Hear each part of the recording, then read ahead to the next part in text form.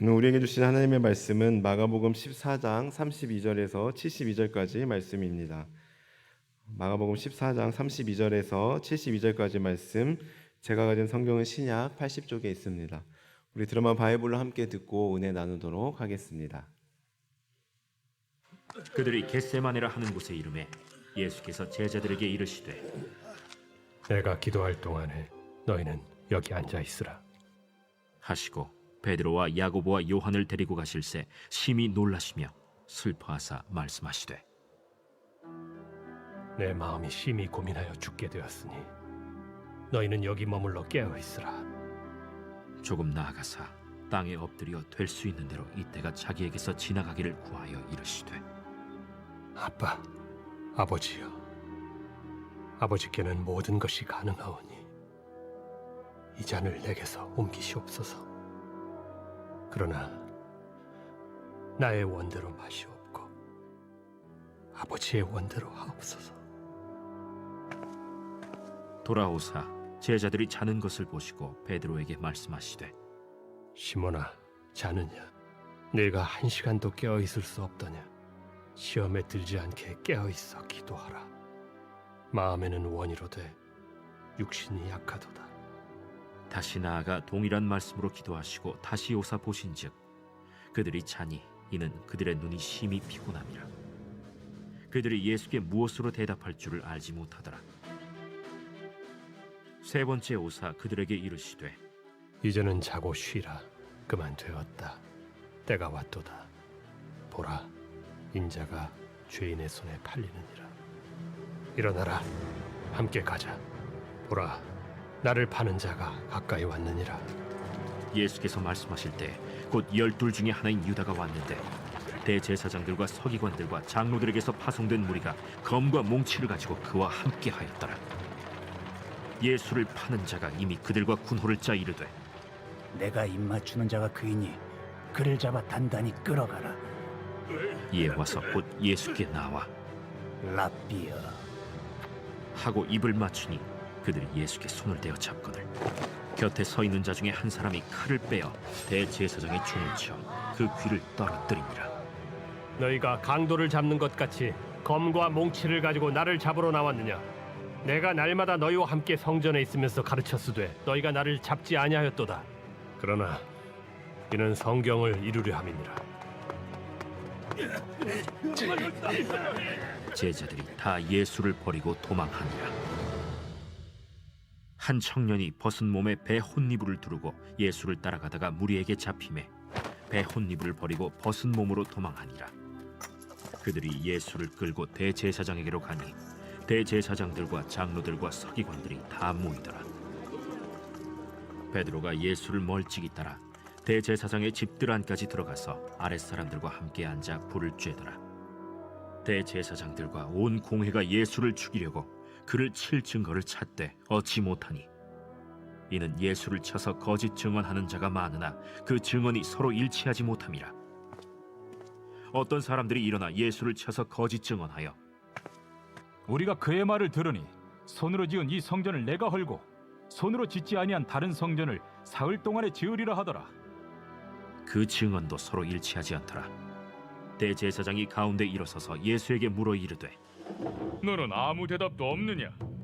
이 사람들이 너를 치는 증거가 어떠하냐? 침묵하고 아무 대답도 아니하시거늘 대제사장이 다시 물어 이르되 내가 찬송받으리 아들 그리스도냐? 내가 그니라. 인자가 권능자의 우편에 앉은 것과 하늘 구름을 타고 오는 것을 너희가 보리라. 대제사장이 자기 옷을 찢으며 우리가 어찌 더 증인을 요구하리요? 그 신성모독하는 말을 너희가 들었도다. 너희는 어떻게 생각하느냐? 하니 그들이 다 예수를 사형에 해당한 자로 정죄하고 어떤 사람은 그에게 침을 뱉으며 그의 얼굴을 가리고 주먹으로 치며 선지자 노릇을 하라 하고 하인들은 손바닥으로 치더라. 베드로는 아랫뜰에 있더니 대제사장의 여종 하나가 와서 베드로가 불 쬐고 있는 것을 보고 주목하여 너도 나사렛 예수와 함께 있었도다. 베드로가 부인하여 이르되 나는 네가 말하는 것이 무엇인지 알지도 못하고 깨닫지도 못하겠노라. 앞들로 나갈새 여종이 그를 보고 곁에 서 있는 자들에게 다시 이르되 이 사람은 그 도당이라.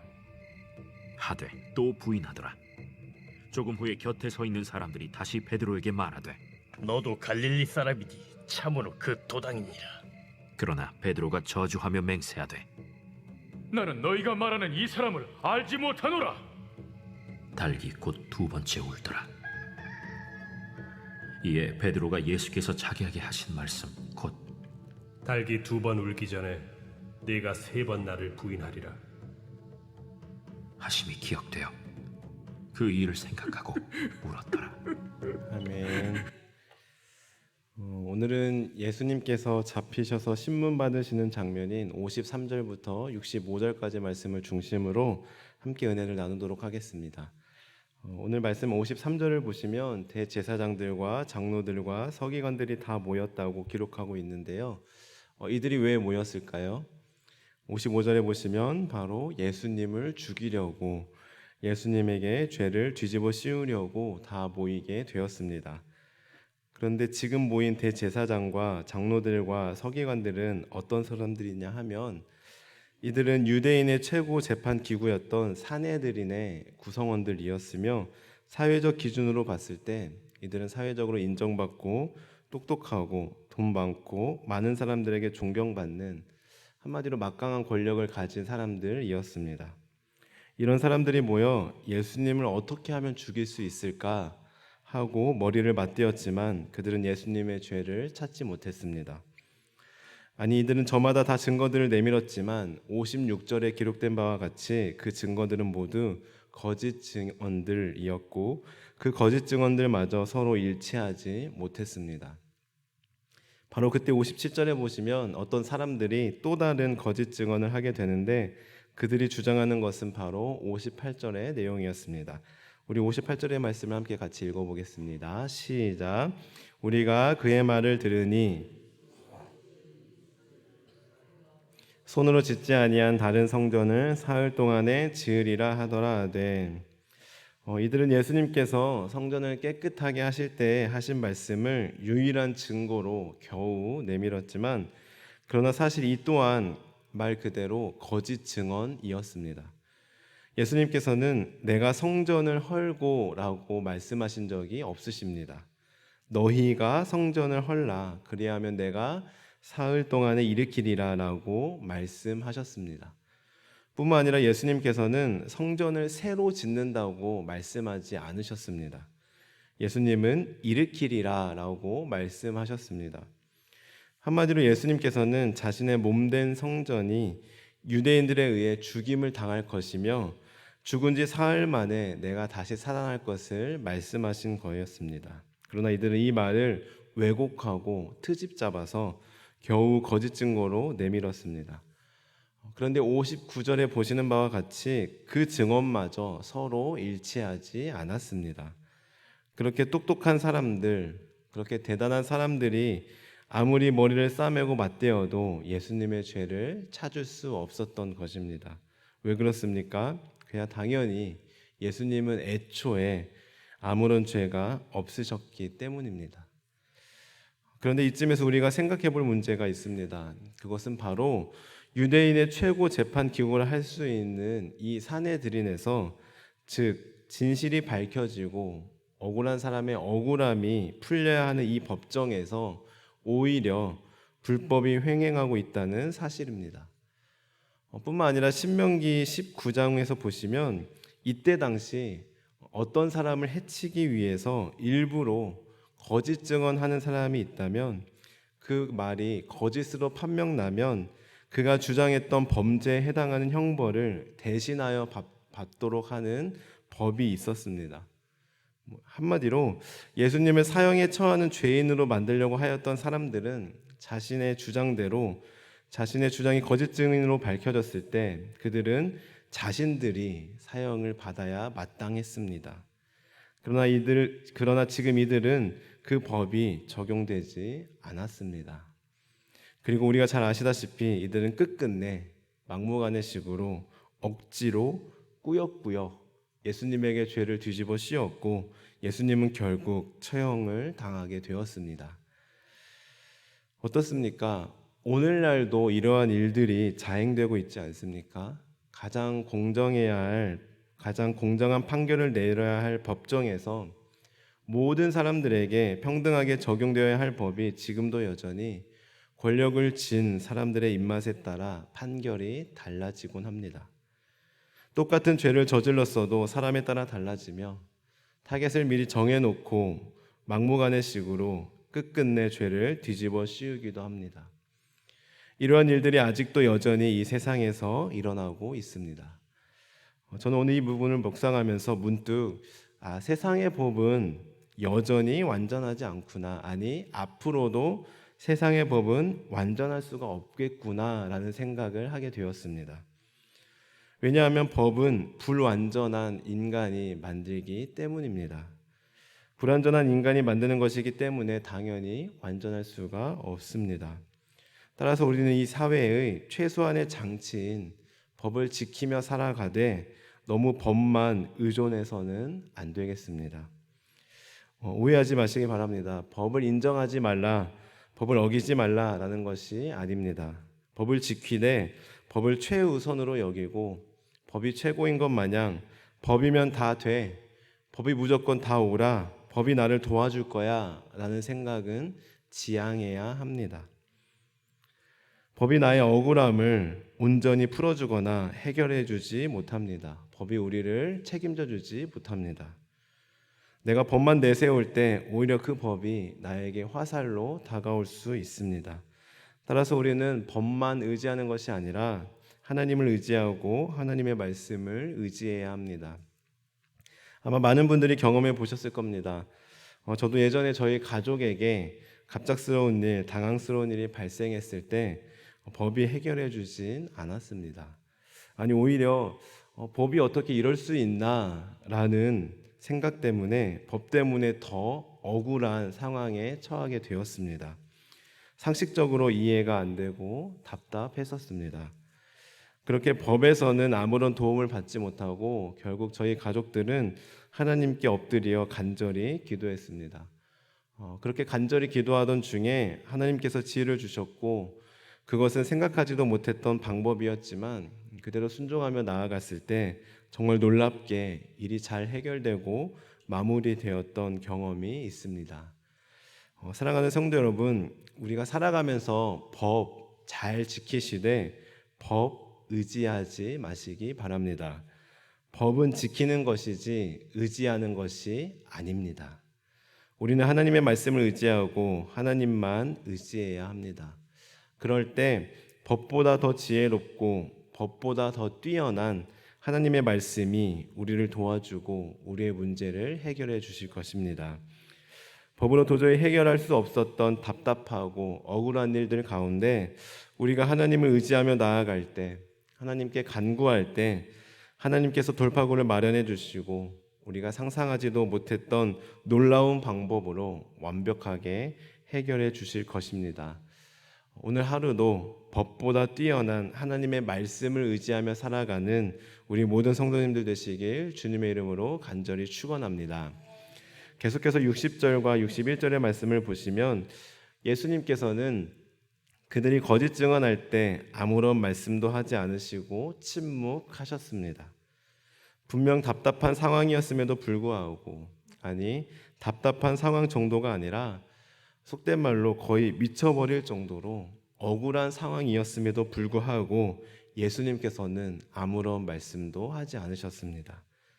왜냐하면 이것이 바로 예수님 자신이 인류를 위하여 정죄당하고 십자가 위에서 죽음을 맞이해야 한다는 사실, 곧 사명을 누구보다도 예수님 자신이 분명하게 인식하고 계셨기 때문입니다.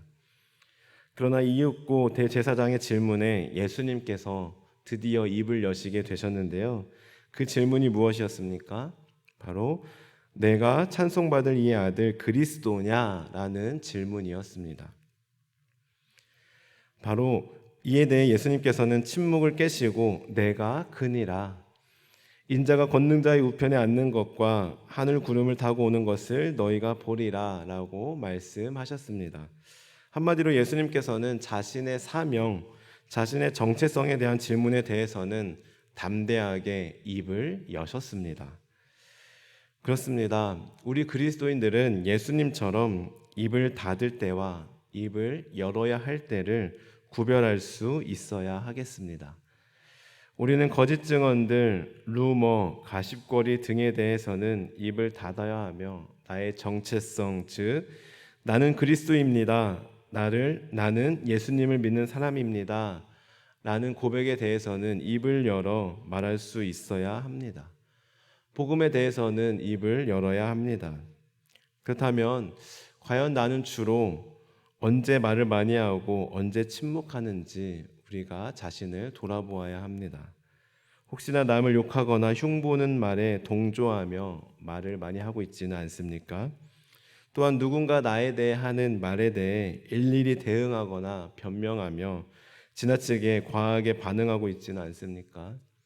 그에 반해 내가 그리스도인이라는 사실에 대해 복음을 전하는 일에 대해서는 입술을 꾹 닫고 있지는 않습니까? 지난 한 주 동안, 지난 4일 동안 나는 과연 어떤 말을 자주 하였나? 내 입술에서 어떤 말이 자주 나왔나? 사람을 만났을 때 주로 나는 무엇을 이야기하고 어떤 대화를 나누었나? 하나님을 전하고 복음에 대해서 얼마나 말했나? 하고 한번 돌아보시기 바랍니다. 그리고 간절히 바라기는 앞으로 저와 여러분의 입술에서 복음이 가장 많이 나왔으면 좋겠습니다. 어딜 가나 나는 그리스도인이라고 당당하게 고백하며 누구를 만나든지 하나님을 이야기하고 복음을 전하는 우리 모두가 되기를 바랍니다. 이에 반해 누군가 나를 오해하고 하지도 않은 일에 대해 거짓 증언을 하더라도 억울하더라도 때로는 담대히 침묵할 수 있기를 바랍니다.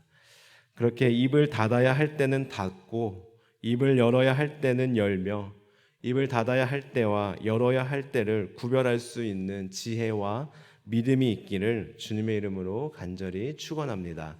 기도하시겠습니다.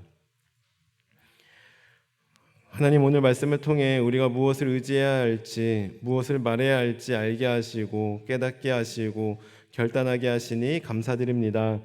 저희들 그리스도인으로서 이 세상의 법을 잘 지키며 살아가되 법만 의지하지 않게 하시고 오직 하나님만 의지하며 살아가게 하옵소서.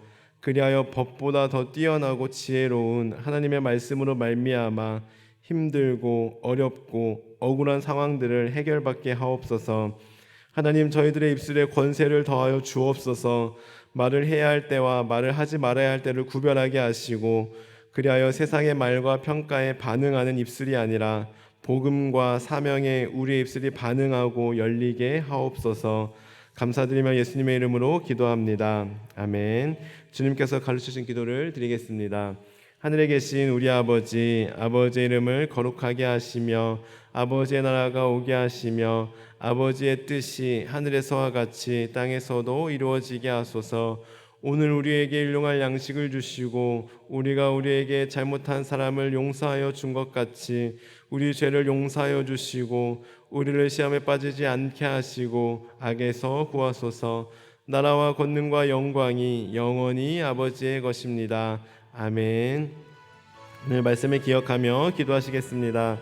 하나님, 저희들 오늘 하루도 법을 잘 지키며 살아가되 법만 의지하지 않게 하시고 하나님 의지하며 살아가게 하옵소서. 우리의 입술을 주장하여 주셔서 오늘도 만나는 사람마다 남을 흉보고 내 이야기만 앞세우는 것이 아니라 하나님을 이야기하고 복음을 전하는 복된 저희들 되게 하옵소서. 이 시간 성령으로 충만하게 하셔서 오늘도 마땅히 기도할 바를 알게 하시고 이를 통해 모든 것을 합력하여 선을 이루시는 하나님을 경험하게 하옵소서.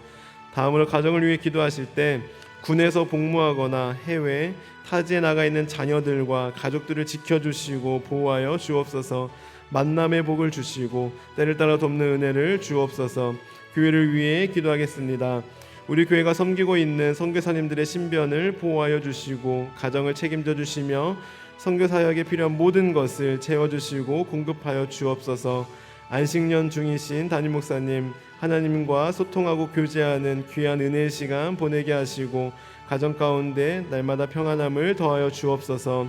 나라와 민족을 위해 사회를 위하여서는 분쟁과 전쟁 중에 있는 세계의 모든 민족들을 보호해 주시고 회복시켜 주옵소서. 우리나라에 다시는 전쟁이 일어나지 않게 하시고 복음으로 통일되게 하옵소서. 나아가 우리 환우들을 위해, 우리의 기도가 필요한 분들을 위해, 그리고 개인적인 기도 제목을 놓고 기도하며 나아가겠습니다. 기도하시겠습니다. 하나님 감사합니다. 오늘 말씀을 통하여, 예수님을 통하여 우리가 깨닫게 하시고 결단하게 하시니 감사합니다. 하나님, 저희들 이 세상에 살아가면서 마땅히 당연히 법을 지키며 살아가되, 그러나 법만 의지하지 않게 도와주시고 법만 내세우지 않게 하여 주옵소서. 오직 하나님만 의지하며 하나님의 말씀만 의지하며 나아갈 때 법으로 해결할 수 없었던 모든 문제들을 오직 하나님께서 주시는 지혜로 말미암아 완전하게 완벽하게 해결받을 수 있도록 도와주옵소서. 저희들 오늘 하루도 하나님 의지하며 살아가게 도와주옵소서. 하나님, 우리의 입술에 권세를 더하여 주옵소서. 하나님, 저희들 남을 흉보고 나의 억울함을 풀고 나의 이야기만 하는 입술이 아니라, 내 주장만 앞세우는 입술이 아니라 하나님을 전하고 복음을 전하는 우리의 입술이 되게 하여 주옵소서.